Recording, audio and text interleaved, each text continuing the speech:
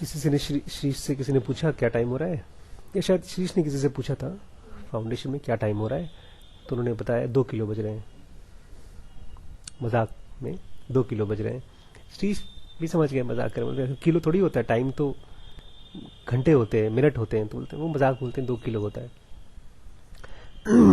कृष्णमूर्ति से किसी ने क्वेश्चन पूछा और उन्होंने जो जवाब दिया, हम लोग आजकल पढ़ रहे हैं हैप्पीनेस और इमोर्टैलिटी, तो मैंने जब इस क्वेश्चन आंसर को पढ़ा तो कृष्णमूर्ति से जिन्होंने जब सवाल पूछा तो ऐसे ही लगा मुझे जैसे वो आदमी पूछ रहा है टाइम और कृष्णमूर्ति बता रहे हैं किलो। दोनों में बहुत सिमिलैरिटी नहीं है।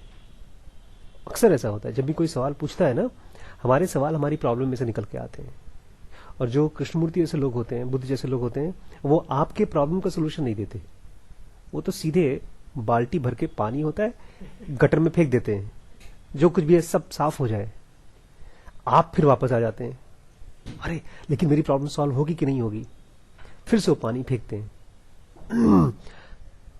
तो थोड़ा सा कृष्णमूर्ति को समझिए।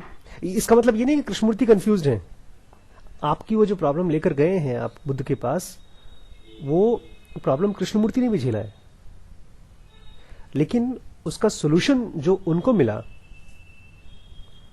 उसके बाद उनके पास कोई प्रॉब्लम नहीं रह गया। तो वो आपको प्रॉब्लम को जुए की तरह नहीं खाली कर दे, एक एक जुआ निकाल रहे हैं, वो पूरी तरह से आपको टकला ही कर देते हैं, जुए नहीं होंगे आपको। एक बंदा आकर के कृष्णमूर्ति से पूछ रहा है, इसके लास्ट में कृष्णमूर्ति ने कुछ, हम लोग अगर इस किताब को नहीं पढ़ रहे होते ना, हैप्पीनेस और इमोर्टैलिटी, इतनी बार इमोर्टैलिटी पढ़ा है कि जब इसमें मैंने इमोर्टैलिटी वर्ड पढ़ा तो मुझे लगा कि आज तो मैं जरूर पढ़ूंगा इसको। कृष्णमूर्ति बहुत धीमे से इमोर्टैलिटी के बारे में बात करते हैं। इमोर्टैलिटी जानते हैं क्या होता है? कभी नहीं मरना। कृष्णमूर्ति से बोला जा रहा है, क्वेश्चन पूछ रहे हैं, you have never given us clear conception of the mystery of death. आपने मौत की जो मिस्ट्री है, छुपा हुआ उसके पीछे चीज है, राज, कभी आपने हमको साफ साफ बताया नहीं। Yet you constantly speak of immortality, फिर भी आप बार बार इमोर्टैलिटी के बारे में बात करते हैं। Surely you believe in life after death, इसका मतलब ये है कि आप मरने के बाद आदमी फिर से पैदा होता है, इस चीज में या तो आदमी जिंदा रहता है, इस चीज में जरूर भरोसा रखते होंगे ना। कृष्णमूर्ति बोल रहे हैं, you want to know categorically whether there is और is not annihilation after death. Annihilation जानते हैं क्या होता है? खत्म, पूरी तरह से खत्म। तुम यही जानना चाहते हो ना कि तुम मरने के बाद हम लोग खत्म हो जाते हैं कि नहीं हो जाते हैं। I hope you will follow what I से। मुझे उम्मीद है, क्योंकि जानते हैं बहुत मुश्किल है समझना, मैं उम्मीद करता हूं कि तुम मेरी बात को समझो। बहुत कम लोग समझ पाते हैं। क्यों नहीं समझ पाते?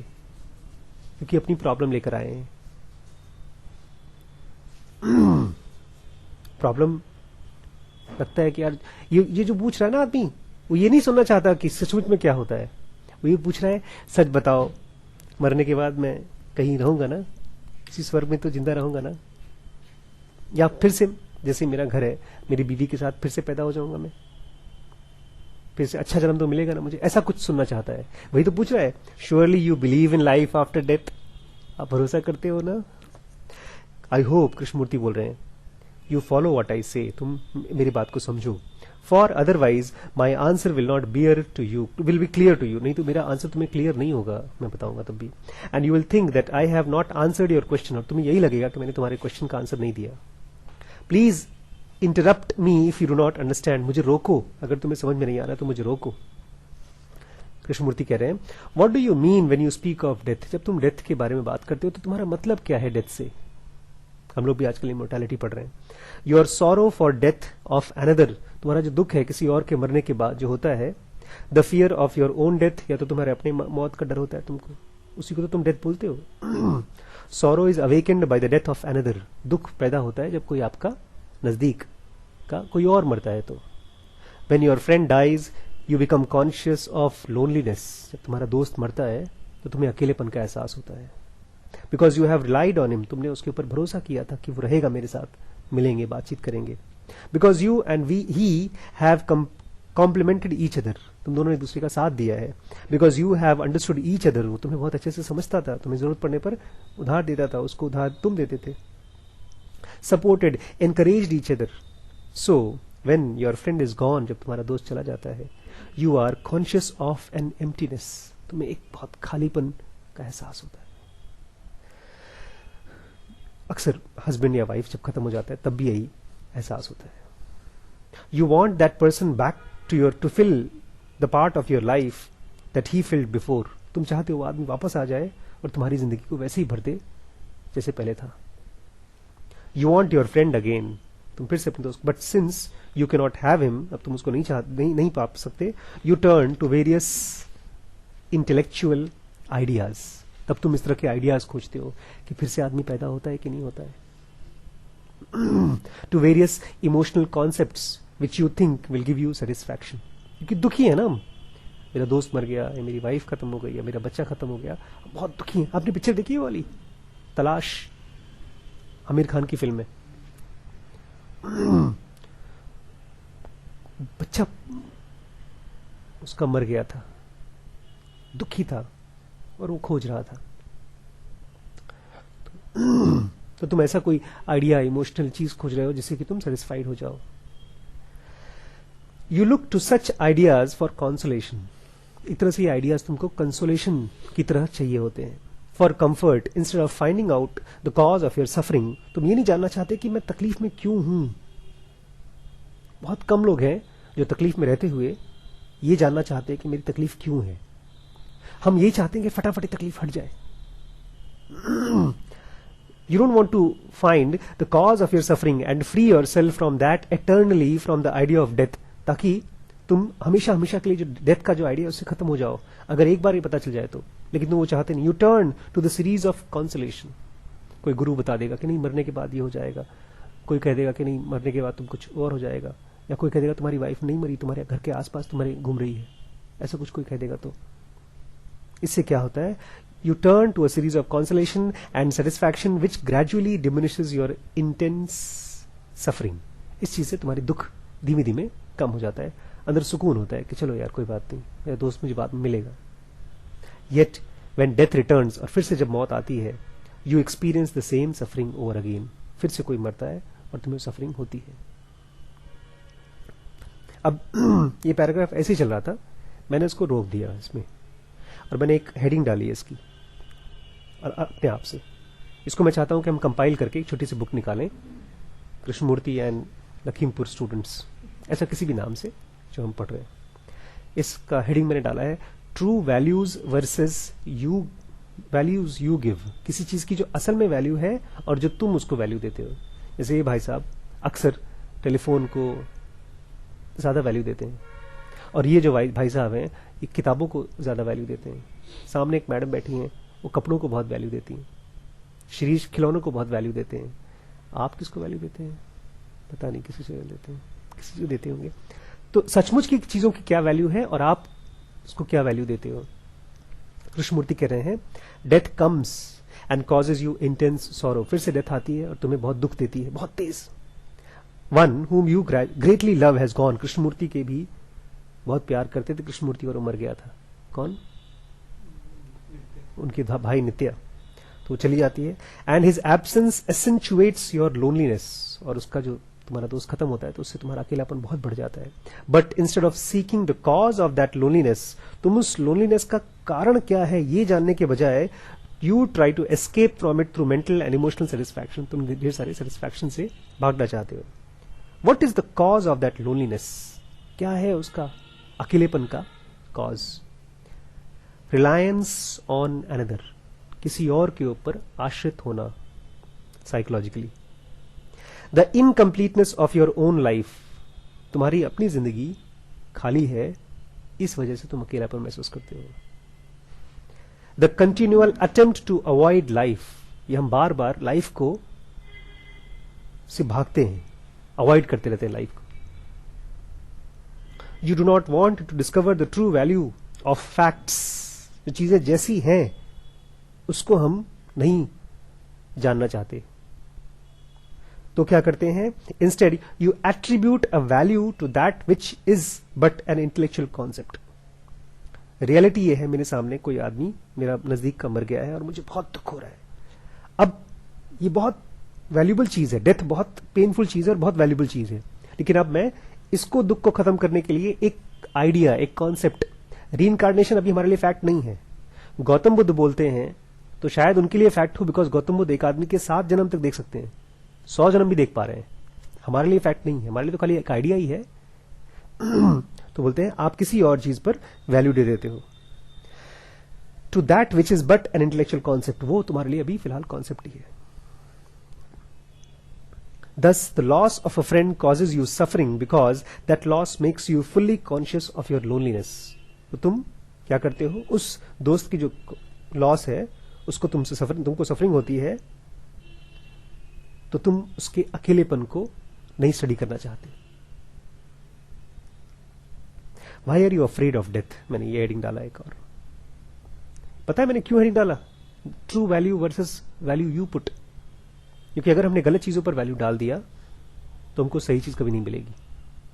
प्रैक्टिसेस बनाए गए हैं डेथ के बाद कि इतने दिनों तक आपको सिंपल खाना खाना चाहिए, सादे कपड़े पहनने चाहिए। वो शायद इसलिए बनाए गए हैं कि आदमी डेथ के साथ रहे, उस इंटेंस फीलिंग के साथ रहे।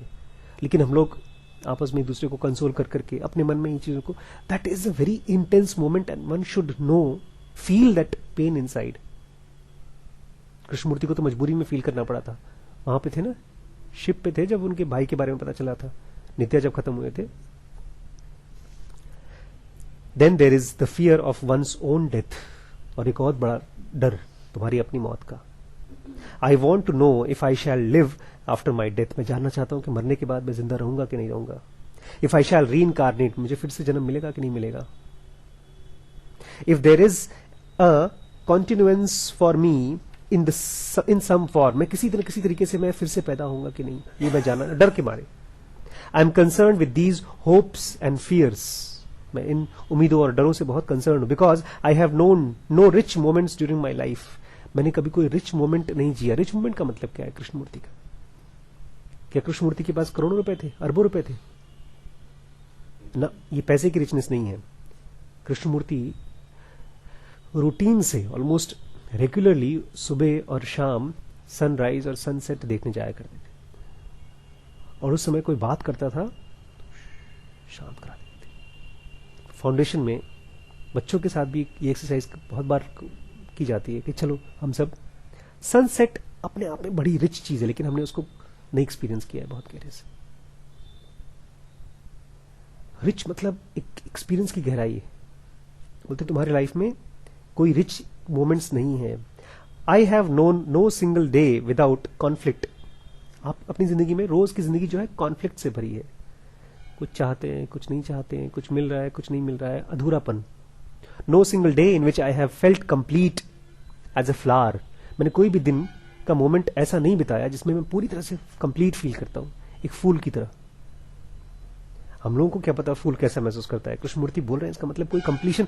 हाँ, दिन में कभी कभी बहुत अच्छा लगता है, हम लोग कोई मूवी देखते हैं तो अच्छा लगता है मूवी, लेकिन वो मूवी भी मूवी की वजह से नहीं होता। उस मूवी को देखने की वजह से हमारे ब्रेन में, हमारे बॉडी में कुछ होता है, वो हमको शायद नजदीक कंप्लीशन की तरफ महसूस कराता है, बट वो फिर भी डिपेंडेंट है किसी चीज पर, फिल्म पर।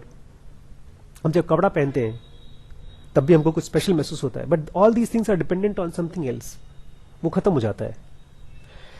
कृष्णमूर्ति बोल रहे हैं therefore I have this intense desire for fulfilment. अंदर से हम भरा पूरा महसूस करना चाहते हैं, फुलफिलमेंट चाहते हैं।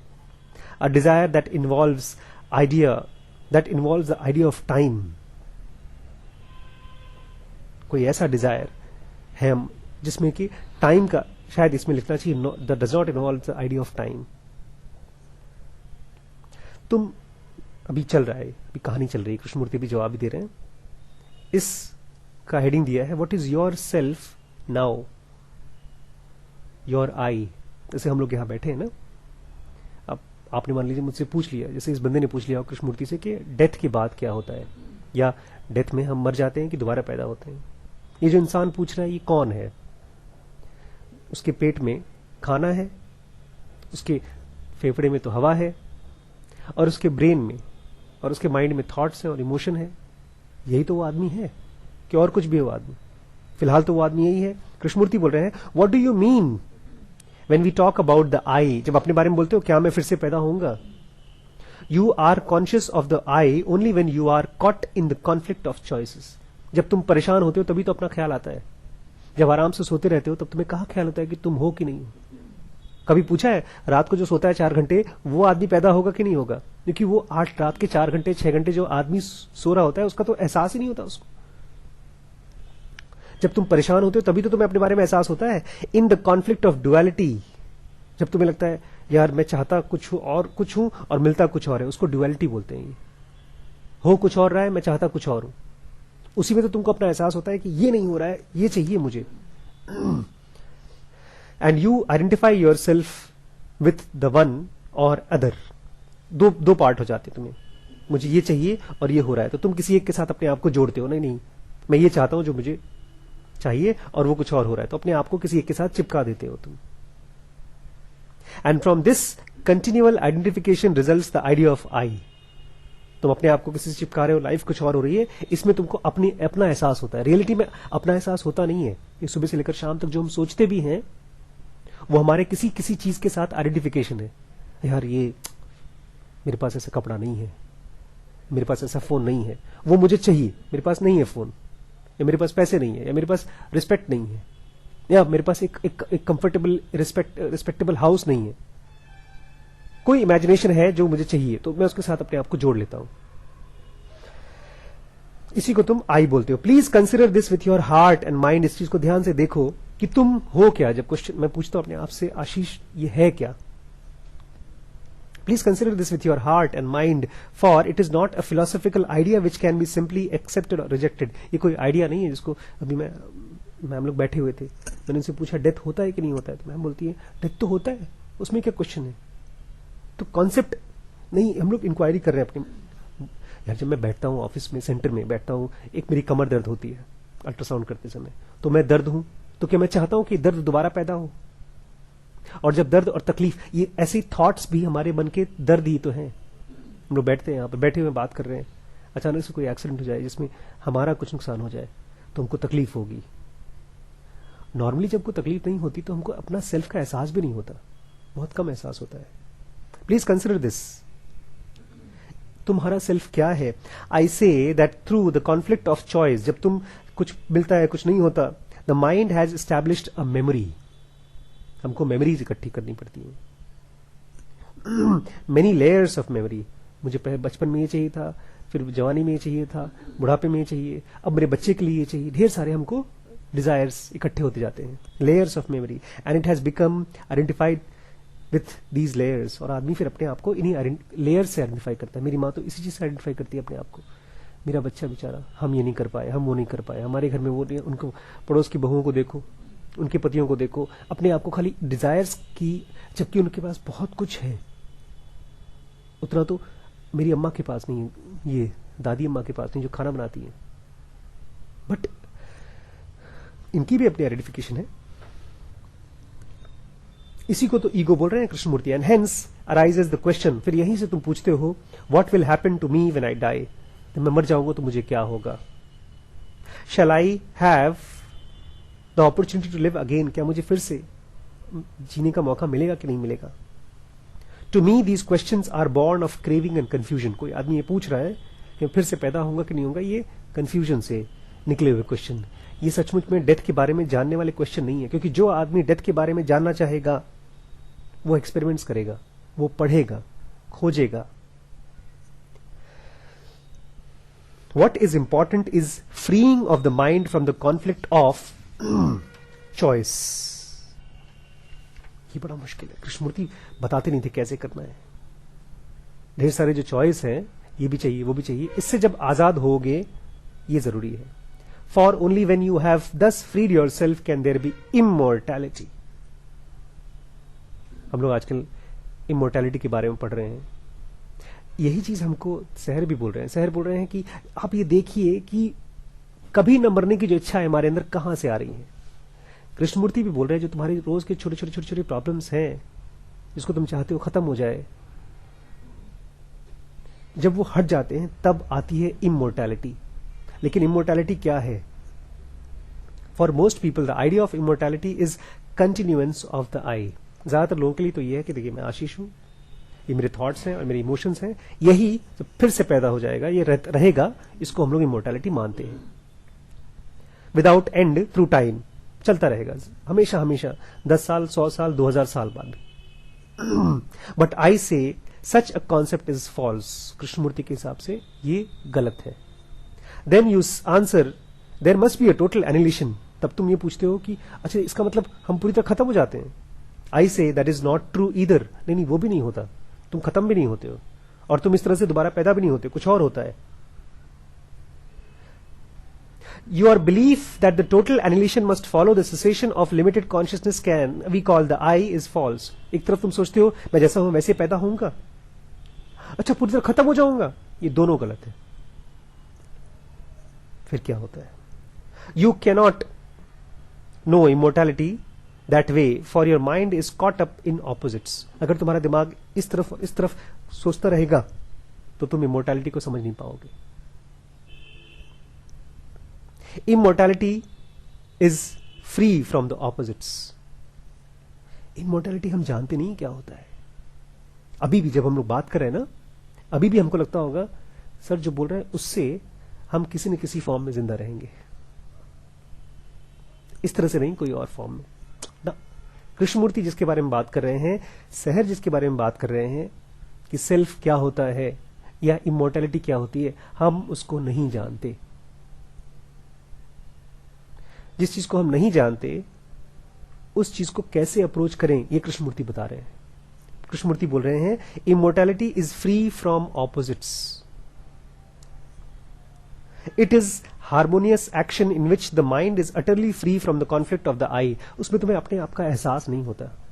इसका जैसे हम लोग कल जिक्र कर रहे थे, सबसे अप्रोप्रिएट एग्जाम्पल कौन सा है? नॉर्मल आदमी की जिंदगी में सेल्फ का एहसास नहीं होता। कौन सा एक्शन होता है? वो कंप्लीट एक्शन होता है ऑलमोस्ट, जब आपको कोई एहसास नहीं होता आपके अपनेपन का। हम लोग रोज सुबह जाके सोना चाहते हैं क्योंकि वो एक ऐसा परफेक्ट स्टेट है। गुंडे से गुंडा आदमी भी जाकर के अपने आप को उस नींद समाधि में जाना चाहता है। That is perfect state. उसमें कोई कॉन्फ्लिक्ट नहीं, कोई थॉट नहीं, कोई डिस्टर्बेंस नहीं। उसमें भी बेचारे हम लोग इतने ट्रेंड हो गए कि ड्रीम्स ले आते हैं। अब क्या करें, मजबूर है, आते तो आते हैं। आई से देर इज इमोर्टैलिटी। मैं कृष्णमूर्ति बोल रहे हैं, मैं बोल रहा हूं इमोर्टैलिटी है। Immortality which transcends all our conception. जितने भी तुम्हारे आइडियाज है ना, उन सब के बियॉन्ड, बहुत अलग है। कहा ना 2 किलो बज रहे हैं, कुछ और कृष्णमूर्ति बोल रहे हैं। Beyond all conception, theories and belief. जो तुम सोच रहे हो भगवान भगवान, सबसे बियॉन्ड है। Only when you have full individual comprehension of the opposites. जब तुम अपना देख पाओगे कि मैं इधर कभी इधर सोच रहा हूं, जब इसके बियॉन्ड जाओगे तब you will B free from opposites. तब तुम बोलोगे नहीं ये भी नहीं, ये भी नहीं, फ्री हो जाओगे तब। As long as the mind creates conflicts, जब तक तुम्हारा माइंड अलग अलग कॉन्फ्लिक्ट्स बनाता रहेगा, मुझे ये चाहिए वो चाहिए। There must be consciousness as memory, उसमें मेमोरी बनती रहती है। विच इज द आई, यही तुम अपने आप को बोलते हो। अभी कोई बात नहीं, समझ में नहीं आया फिर भी सुनते रहिए। And it is the I which fears the death. और यही जो अपना एक थॉट पैदा होता है ना, उसी थॉट को डेथ का डर होता है। And longs for its own continuance. और यही जो हमारा एक अपना आइडिया है कि हम हैं, वो दोबारा पैदा होना चाहता है। Hence there is not the capacity to understand the fullness of action in the present, which is immortality। हमारे जो एक्शन है जब पूरी तरह से होते हैं तब इमोर्टैलिटी की तरफ हम जाते हैं। कृष्णमूर्ति बहुत कम स्टोरीज बताया करते थे। अब कृष्णमूर्ति एक स्टोरी बता रहे हैं, बहुत सुंदर स्टोरी है। स्टोरी ऑफ डेथ नाम रखा है इसका, है भी स्टोरी ऑफ डेथ। बोलते हैं अ सर्टेन ब्राह्मण, कोई ब्राह्मण था, according to the old Indian legend, बहुत पुरानी कहानी है, decided to give away some of his possessions in the performance of religious sacrifice. बलिदान के रूप में ब्राह्मण दे रहा था किसी को कुछ। Now this Brahmin had a little son who watched his father and plied him with many questions until the father became annoyed। ढेर सारे क्वेश्चन पूछ रहा है, क्यों दे रहे हो, क्या हो रहा है, बच्चे जैसे पूछते रहते हैं, मुझे ये क्यों कर रहे हो, वो क्यों कर रहे हो, ढेर सारे क्वेश्चन। वो बाप को बड़ा annoy कर रहा था। At last the son asked, to whom are you going to give me? बच्चे ने पूछा मुझे किसको दोगे।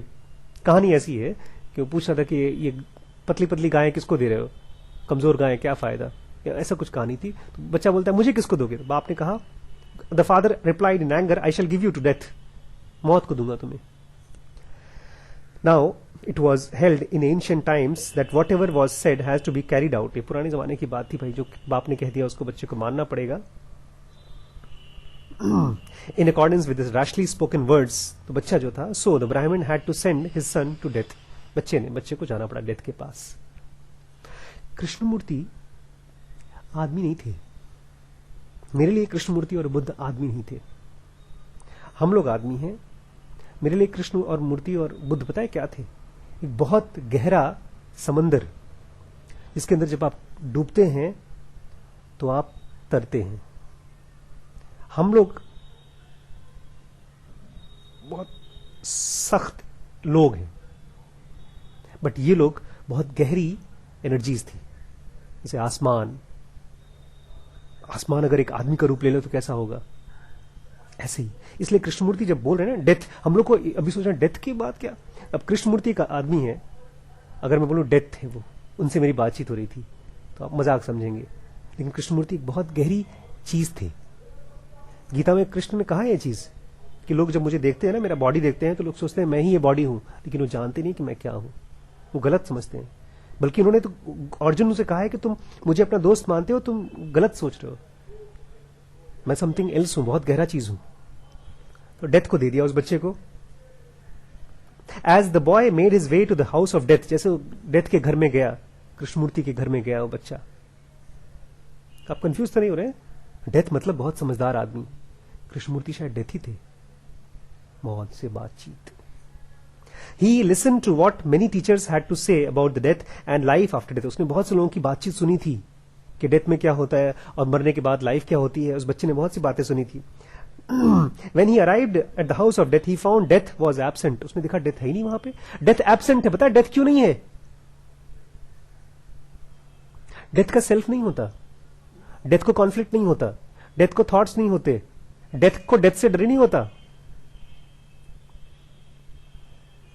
आसमान तो फिर भी शायद मर भी जाए, लेकिन जो चीज आपकी काली अंधेरी नींद में जो आप रहते हैं, उसको काहे का डर? डेथ था ही नहीं वहां पे। ये बहुत गहरी चीज है। डेथ नहीं था काफी दिन तक, 3-4 दिन तक वहां पर डेथ नहीं था।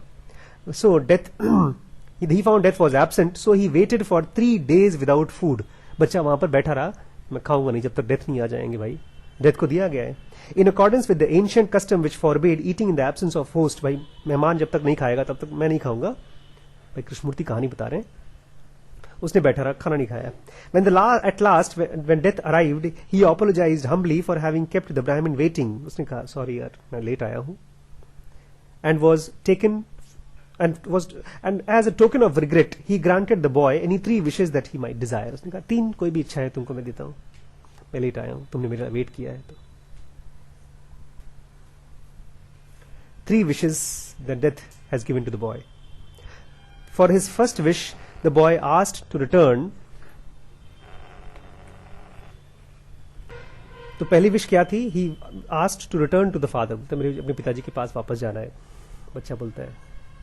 The second he requested that he be instructed in the ceremonial of rites. मुझे पूजा पाठ करना सिखाओ, क्योंकि बाप को देखा होगा पूजा पाठ करते हैं ब्राह्मण वगैरह, ऐसे कुछ मांगा उसने जो बच्चे को मन में था वो मांगा।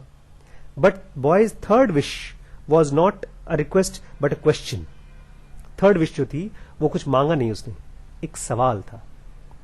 सवाल डेथ के सामने, किसी एनर्जी के सामने जब दिया जाता है, तो जब सवाल आप देते हैं ना, तो एनर्जी आपका जवाब नहीं देती, वो एनर्जी आपको रियलाइजेशन देती है।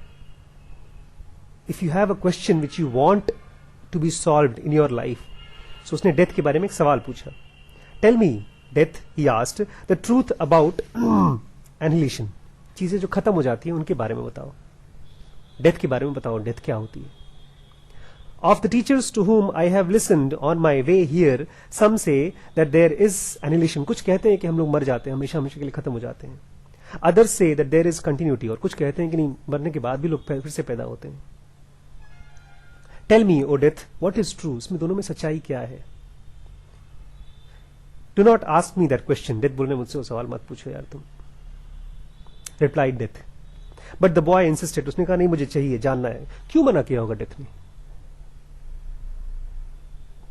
देखने के लिए कि क्या लड़का सीरियस है। जैसे जब बच्चे बड़े हो जाते हैं ना, तो माँ बाप जब कुछ मांगते हैं माँ बाप से बच्चे, तो माँ बाप पहले अवॉइड कर देते हैं, बच्चा फिर इंसिस्ट करता है। अगर सीरियसली कोई आदमी चीज चाहता है तो उसको कोई रोक नहीं सकता। तो बच्चे ने इंसिस्ट किया होगा। बोलता है no. So in answer to the question, death taught the boy meaning of immortality. तब उसने ये नहीं बताया कि चीजें खत्म हो जाती हैं या दोबारा पैदा होती है, इसके बारे में नहीं बताया। उसने बताया इमोर्टैलिटी क्या होती है। 2 किलो बज रहे हैं, 2 किलो बज रहे हैं, तो कोई 2 किलो बजा है? कोई ऐसी चीज बताई जो बच्चा नहीं जानता। Death did not tell him whether there is continuity. Death ने ये नहीं बताया कि चीजें फिर से पैदा होती हैं कि नहीं होती, continue, whether there is life after death, के मरने के बाद जिंदगी होती है कि नहीं, और वेदर देयर इज एनिलेशन, या चीजें खत्म होती कि नहीं। Death taught him rather the meaning of immortality. Immortality का मीनिंग बताया। क्या बताया होगा? You want to know whether there is continuity. तुम जानना चाहते हो कि कंटिन्यूटी होता है कि नहीं। सम साइंटिस्ट, कृष्णमूर्ति बोल रहे हैं, अब कहानी खत्म हो गई, अब हमारे रियल डेथ कृष्णमूर्ति बोल रहे हैं, कुछ साइंटिस्ट बोलते हैं that we are now proving that there is continuity. कुछ लोग कहते हैं कि मरने के बाद भी जिंदा रहते हैं। Religion affirms it. आसपास के हिंदू मुस्लिम के जो रिलीजन है वो भी यही मानते हैं। मेनी पीपल बिलीव इट, और बहुत से लोग विश्वास भी करते हैं। And you may believe it if you choose. तुम चाहो तुम बिलीव कर लो, रियलिटी जानते नहीं। बट टू मी, मेरे लिए, it is of little importance. मेरे लिए ये चीज बहुत इंपॉर्टेंट नहीं है कि मरने के बाद मैं जिंदा रहूंगा कि नहीं रहूंगा। There is always be conflict between life and death, क्योंकि मौत में और जिंदगी में हमेशा कॉन्फ्लिक्ट रहेगी। Only when you know immortality, खाली जब तुम इमोर्टैलिटी को जानोगे, is there neither beginning nor end, तब तुम ये सब सवाल ही नहीं पूछोगे कि चीजें पैदा होती हैं या नहीं होती हैं, मरती हैं या नहीं होती, ये नहीं पूछोगे तुम कभी नहीं पूछोगे मेरा भाई मरता है कि नहीं मरता है। जैसे हम आज नहीं पूछते हैं कि हमारे सपने में चीजें जो हमने देखी थी, हमने सपने में एक घोड़ा देखा था, हमने सपने में एक घर देखा था, वो फिर पैदा होगा कि नहीं जब मैं फिर से रात को सपना देखूंगा। तो कभी नहीं पूछते हम लोग। ऐसे ही बोल रहे हैं, तुम कभी नहीं पूछोगे इस चीज के बारे में, that there is no beginning nor, only then does actions imply fulfilment. जब तुम इमोर्टैलिटी जानोगे तभी तुम्हारे एक्शंस, जो भी तुम करोगे, सांस लोगे, चलोगे, फिरोगे, पढ़ोगे, जो भी तुम करोगे, तब तुमको उससे फुलफिलमेंट महसूस होगी। तुम्हें एक बहुत गहरी फीलिंग आएगी, फुलफिलमेंट। फीलिंग नहीं बोलना चाहिए, वो इमोशन होता है। And only then it is infinite, और वही इनफाइनाइट होता है जो कृष्णमूर्ति थे, खुद थे। सो आई से अगेन, मैं फिर से कहता हूं, द आइडिया ऑफ री इनकारनेशन ऑफ लिटिल इंपॉर्टेंस, ये फिर से पैदा होने वाला आइडिया, इसका कोई वैल्यू नहीं है। In the I there is nothing lasting. ये जो जिसको तुम बोल रहे हो ना, आई, ये बॉडी माइंड, इसमें कुछ है नहीं लास्ट करने वाला चीज, बहुत दिन चलने वाला चीज। The I is composed of series of memories implying conflict. ढेर सारे मेमोरीज हैं। कभी मैं किसी लड़की से प्यार किया था, कभी किसी माँ बाप से, कभी किसी चीज से, कभी किसी, ये ढेर सारे मेमोरीज हैं, इसको मैं आई बोलता हूं। You cannot make the I immortal. Memories को तुम इमॉर्टल नहीं कर सकते। फोटोज है मेमोरीज, जैसे फोटोज खींचते हैं, ऐसी फोटोज हैं ब्रेन में हमारे, उनको तुम कभी इमॉर्टल नहीं कर सकते, उनको तुम हमेशा जिंदा नहीं कर सकते। Your whole basis of thought is a series of achievements and therefore a continuous effort, a continuous limitation of consciousness. तुम्हारा जो ब्रेन में थॉट चलता है, ढेर सारी चीजें तुमने पाई हैं, कुछ पाना चाहिए, वही है तुम्हारा consciousness. Yet you hope that in that way to realise immortality, to feel the ecstasy of infinite, और तुम इसी सब, इस छोटे से थॉट से तुम इमोर्टैलिटी को एक्सपीरियंस करना चाहते हो। Last, I say that immortality is reality. वो रियलिटी है, ये सपने की तरह है जिसको तुम पूछ रहे हो कि चलेगा कि नहीं चलेगा। यू कैनॉट डिस्कस इट, तुम इसको ऐसे बातचीत करके नहीं समझ सकते। You can know it in your actions, तुम अपने एक्शंस में जान सकते हो। वॉक करते समय धीमे धीमे वॉक करके, लोग आंखों में देखकर, जब बहुत दर्द है, तकलीफ है, तो उसको महसूस करके। Actions born of fullness, the richness of wisdom. ऐसे एक्शन से वो निकल के आता है जो फुलनेस में से आता है, जो रिचनेस में से आता है, समझदारी में से आता है, विजडम में से आता है। मैं आपको बता नहीं सकता। जब मैंने पढ़ा था एक कुछ दिन पहले कॉन्क्वेस्ट ऑफ सफरिंग में, उसने कहा कि जब तुम्हें कोई चीज रियलिटी मालूम पड़ जाती है तब तुम खाली एक्नॉलेज करते हो उसको। मुझसे अगर कोई पूछता है ना कि रीइंकार्नेशन होता है कि नहीं होता है, तो मैं ये जवाब नहीं दूंगा। मैं कोई ऐसी चीज बताऊंगा जो मैं जानता हूं होता है या नहीं होता है। विजडम में से एक्शन निकल के आता है, but that fullness, that richness you can not attain by listening to a spiritual guide. किसी गुरु से की बातचीत सुन के तुम्हें नहीं मिलती। By reading a book of instructions, किसी से पढ़ के नहीं आता। विजडम कम्स, कब आता है wisdom? Only when there is complete awareness of whole being in action. जो भी तुम कर रहे हो, जब उसका तुम्हें पता होता है कि मैं क्या कर रहा हूं, then you will see that all the books and the teachers that pretend to guide you to wisdom can teach you nothing. कोई तब तुम देख पाओगे, तुम उन सबसे ज्यादा गहरे तरीके से देख पा रहे हो। इनफैक्ट तब वो तुम्हें पढ़ा नहीं पा रहे, लेकिन फिर भी तुम पढ़ पाते हो उनको।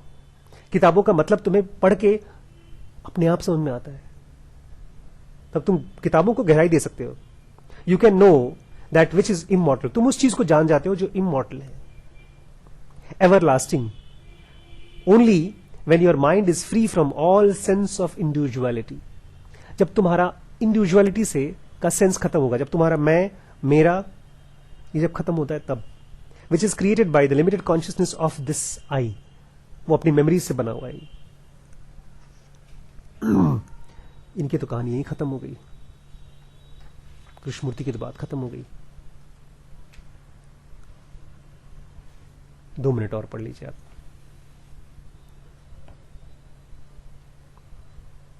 पढ़ेंगे तो कल स्टार्ट करना है देखने के लिए कि क्या इमोर्टैलिटी जैसी कोई चीज होती है। हम लोग कितने 64 नंबर के पेज पे आ गए हैं, हैप्पीनेस और इमोर्टैलिटी। अभी भी लग रहा है जैसे गौतम बुद्ध और कृष्णमूर्ति कोई फॉरेन लैंड से आए हैं। हमारी तो इतनी औकात नहीं है कि हम इनको समझ पाए ना। औकात है, लेकिन हमको खाली अपने ही क्वेश्चन, जैसे वो नहीं आए थे भैया, आए थे एक दिन, एक क्लास चली थी, इसकी क्लास खत्म हो गई तो मुझे चुपके से बोलते हैं, सर मजा नहीं आया आज के क्लास में। हमारे क्वेश्चंस अपनी प्रॉब्लम से रिलेटेड हैं। हमारे लिए इमॉर्टैलिटी हमारी प्रॉब्लम नहीं बनी है। हमारे लिए प्रॉब्लम यही है कि ये जो मेरा बॉडी है, मेरा घर है, मेरा परिवार है, ऐसे का ऐसा ही क्या मैं दोबारा चलूंगा कि नहीं? क्या कोई और बड़ी रियलिटी है? ये हमारी अभी तक इशू नहीं बना है। हमारे सुबह से लेकर शाम तक जो इशू है वो इम्तिहान है, कमाई है।